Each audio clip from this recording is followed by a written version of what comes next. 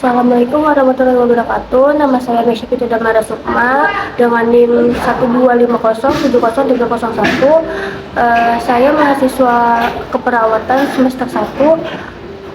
Di sini saya akan membacakan sebuah novel karya Terelie dengan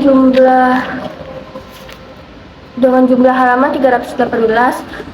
Saya akan membaca lantang pada bab 1. Jadi, nama gadis usia 24 tahun itu adalah Anna. Wajahnya cantik, tubuhnya tinggi. Kalian akan tertipu jika hanya melihat tampilan luarnya. Dia bukan gadis biasa. Yang pertama, pekerjaannya adalah tukang bangunan. Catat itu baik-baik, tukang bangunan. Anna lulus dari kuliahnya di teknik sipil 3 tahun lalu. Tidak seperti teman-teman kampusnya yang melamar pekerjaan di kantor atau perusahaan besar.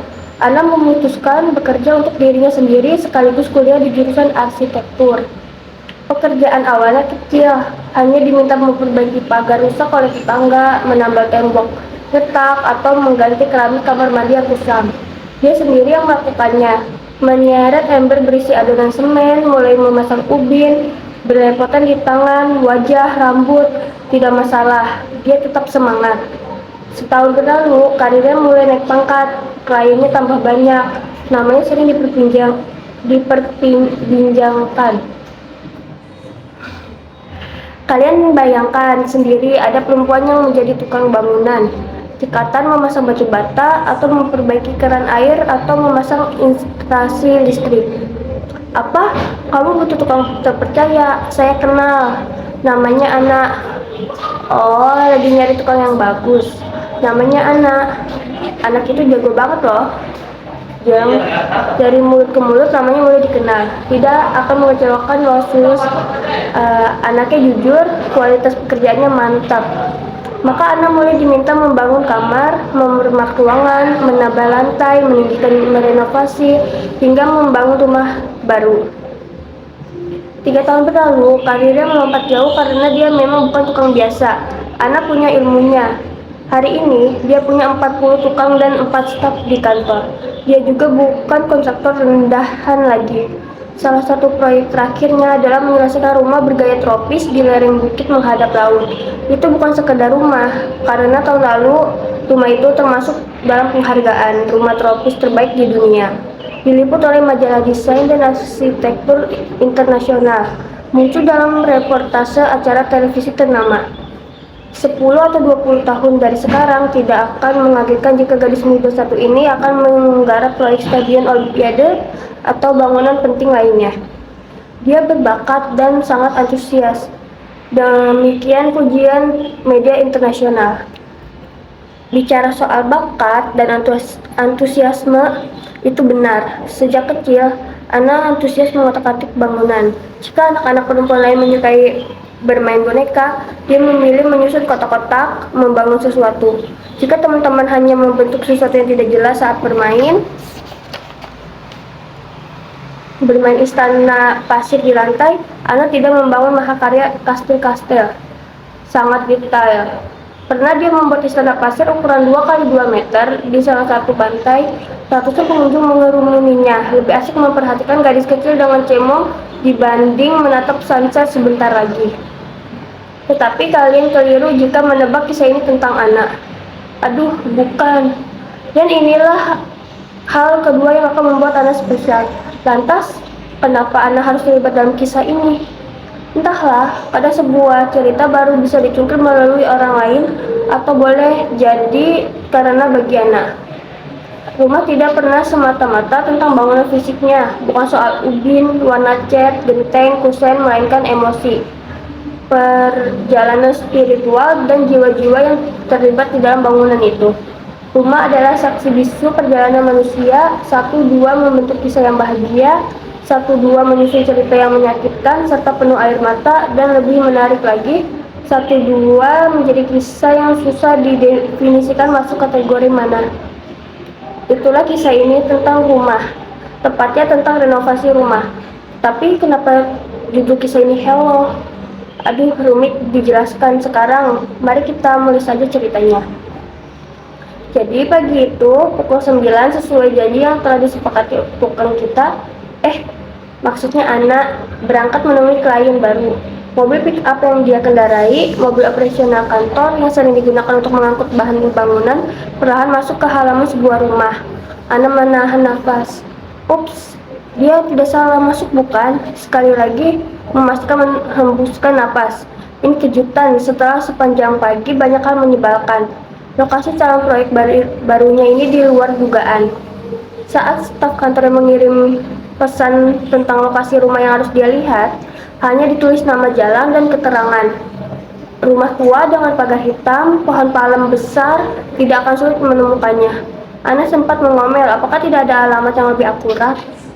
Lagi pula siang ini dia harus bertemu pembimbing skripsinya. Kuliah keduanya di jurusan arsitektur sedang di semester akhir. Maaf mbak, hanya itu informasi dari kliennya. Dia minta maaf mendadak menghubungi. Pagi ini dia ada di rumah, memaksa minta bertemu. Baik, Ana mengalah. Masih bisa mampir ke lokasi. Persis hendak berangkat, mobil mogok. Itu masalah berikutnya. Ana memutuskan berganti membawa mobil pick up. Jalanan macet, itu masalah ketiga. Sebuah sepeda motor menyerempet spion mobil membuatnya patah, itu masalah keempat. Tapi ini sungguh kejutan yang menyenangkan. Ana turun dari mobil, menatap halaman rumput yang tumbuh liar, konblok yang terkelupas, berantakan sejauh mata memandang. Ini rumah tua, tentu saja, tapi ini rumah tua yang indah, berdiri di lahan tidak kurang dari 3000 meter. Separuh lebih dibiarkan menjadi halaman terbuka, taman bunga, separuh lagi rumah 2 lantai dengan desain klasik. Desain klasik khas daerah elit Jakarta. Salah satu pembantu yang membuka gerbang pagar bilang dia akan segera memanggil pemilik rumah. Ana mengangguk, tetap berdiri di samping mobilnya, asik memperhatikan sekitar. Rumah 2 lantai ini dicat putih yang sekarang kusam ke kuning-kuningan, dengan jendela kaca besar di dinding, 1-2 pecah, atapnya tinggi, berbentuk limas, dengan genteng tersusun rapi. Rumah ini masih kokoh, pohon palem berbaris tinggi di dekat pagar. Itulah penanda yang dia kenali. Itu bukan satu-satunya pohon di halaman. Juga ada pohon beringin besar yang membuat area parkir teduh. Kesibukan jalanan kota terlihat dari halaman tempat ia berdiri. Ana bisa menebak, rumah tua ini dimiliki oleh keluarga penting di masa lalu. Area ini bukan kompleks perumahan yang semua orang bisa membelinya. Bahkan kalaupun kalian punya uang, kafe tanah di sini diperuntukkan oleh pejabat tinggi, duta besar, jenderal-jenderal atau semacam itulah. Selamat pagi, Ana menoleh. Pemilik rumah mendekat, berjalan di atas konblok. Ana bukan, mengulurkan tangan. Ana mengangguk, balas mengulurkan tangan bersalaman. Itu bukan orang tua dengan wajah kaku, serius, atau mantan pejabat dan ekspresi menyebalkan. Yang datang adalah seorang wanita parubaya. Usianya mungkin menjelang 50, rambutnya mulai beruban, dibiarkan begitu saja. Mengenakan celana kain serta kemeja lengan panjang berwarna biru muda. Tampilannya sederhana, tanpa polesan kosmetik apapun. Tapi itu tidak diperlukan, wajahnya masih terlihat cantik, usia belum mampu menaklukkannya. Kamu ternyata masih amat muda, temanku sudah bilang, tapi aku tidak menyangka. Kamu mengendarai mobil pick up itu? Ana mengangguk. Sungguh, nyonya rumah tertawa bersahabat, sekaligus membawa batu bata. Ana menahan ludah. Mobilku mogok bu, terburu-buru jadi aku membawa mobil lain. Wanita parubaya itu tersenyum. Aku minta maaf jika mendadak memintamu datang kemari. Oh iya, namaku Hesti. Panggil saja nama langsung atau panggil ibu juga boleh. Terima kasih banyak sudah mau datang. Ana mengangguk lagi. Kamu masih sering bertemu Patrice? Hesti bertanya. Patrice? Iya, Patricia Helena. Pemilik rumah di lereng bukit, rumah tropis terbaik di dunia. Aku membaca majalahnya. Oh, Ibu Patricia. Ana mengangguk, kemudian menggeleng. Sudah lama kami tidak bertemu, dia sibuk dalam bisnis butiknya. Patrice yang merekomendasikan namamu saat aku bilang hendak merenovasi rumah ini. Dia semangat sekali bercerita. Bukan yang jelek-jelek kan bu? Ana menyeka anak rambut di dahi. Hesti tertawa. Tentu saja tidak. Dia senang dengan hasil pekerjaanmu, mulai dari desain, bahan bangunan yang dipilih hingga finishing. Tidak mudah menemukan kontraktor yang bisa dipercaya sekarang, apalagi dengan sentuhan yang personal, bisa memahami pemiliknya. Kamu sejak kecil memang menyukai membangun rumah, bukan? Ana mengangguk lagi. Aku sempat melihat Aku sempat melihat portofolio pekerjaanmu. Petri yang meminjamkannya. Itu luar biasa. Kamu sungguh pernah merenovasi rumah milik keluarga kerajaan di luar negeri. Duh, Neng, astaga. Maksudnya apakah tidak ada kontraktor sebagus itu di sana? Apakah rumah mereka kebetulan terbuat dari emas? Itu pasti pengalaman yang seru, bukan? Anda mengangguk lagi, itu memang seru, sekaligus menyebalkan. Berkali-kali revisi desain, berkali-kali pemilik rumah berubah pikiran. Bahkan saat pekerjaan telah dimulai, masih ada 3 kali revisi yang membuatnya semuanya diulang dari nol.